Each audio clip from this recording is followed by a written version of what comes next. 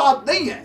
اسرائیل کا مصر کے اندر جب وہ تھے اس زمانہ میں یہ جو پٹی میں بتا رہا ہوں فلسطین، یروشلم اور عرب کا یہ خطہ جارڈن کی طرف جو بنتا ہے، یہ سارے کا سارا اسی عمل کے اندر پھنسا ہوا تھا. اور اسرائیل دوسری جانب غلامی کے اندر اس زمانہ کے اندر تھے.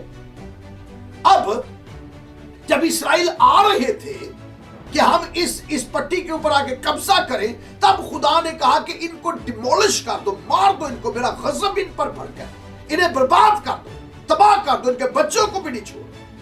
تو اب اگر خدا نے انہیں برباد کر دیا، اسرائیل کو استعمال کیا کہ انہیں مار دو، تو پھر خدا نے کہا کہ تمہارے اندر اگر کوئی ایسا عمل ہوا تو پھر یاد رکھنا میں غیور خدا ہوں. اب ذرا سمجھیے، احبار کی کتاب 18واں باب اور اس کی 22ویں آیت، 22nd ورس ہے اس کی، احبار کی کتاب، The Book of Leviticus. یہاں پر یوں لکھا ہے، تو مرد کے ساتھ صحبت نہ کرنا جیسے عورت سے کرتا ہے، یہ نہایت مکروہ کام ہے. تو اپنے کو نجس کرنے کے لیے کسی جانور سے صحبت نہ کرنا، اور نہ کوئی عورت کسی جانور سے ہم صحبت ہونے کے لیے اس کے آگے کھڑی ہو، کیونکہ یہ انہی بات ہے. تم ان کاموں میں سے کسی میں پھنس کر آلودہ نہ ہو جانا، کیونکہ جن قوموں کو میں تمہارے آگے سے نکالتا ہوں وہ ان سب کاموں کے سبب سے آلودہ ہے، اور ان کا ملک بھی آلودہ ہو گیا ہے. اس لیے میں اس کی بدکاری کی سزا اسے دیتا ہوں، ایسا کہ وہ اپنے باشندوں کو اگل دیتا ہے.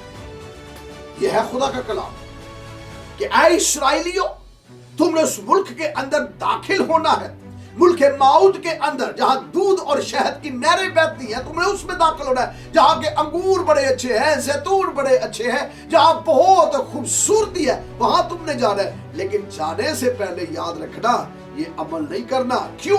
یہ عمل تو وہاں قومیں کر رہی ہیں اور تم ان کو دیکھ کر یہ عمل کی طرف آ جاؤ گے. کون سا عمل بھائی؟ ہوموسیکچویلٹی.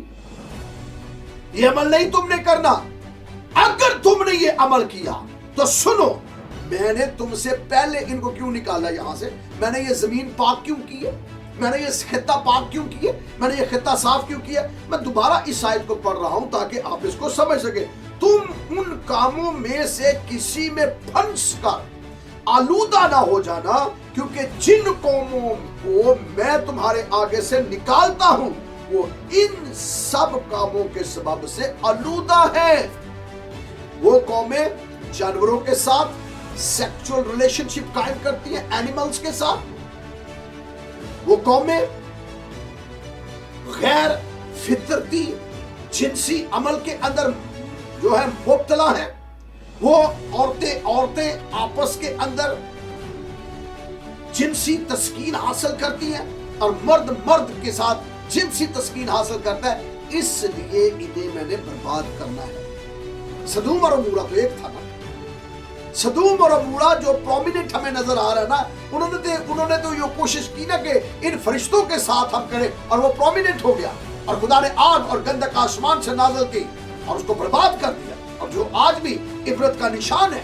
لیکن پھر خدا نے ان اقوام کو بھی ایسے ہی برباد کیا، ذلیل کیا، ان کو نکال دیا، بچے مار دیے، شہروں کے شہر جلا دیے، آگ لگوا دی. اور اگر آپ تاریخ کا مطالعہ کریں، بائبل کی تاریخ کا، تو ان کے شہروں کو آگ لگا دی گئی. کبھی خدا زنبورے بھیج دیتا تھا اور وہ آ کر انہیں مارتے تھے. ان کے دیو ہیکل لوگوں کو مار دیا. کیوں؟ یہ وجہ یہ تھی. اور اب خدا نے کہا کہ تم نے اس میں نہیں پھنسنا.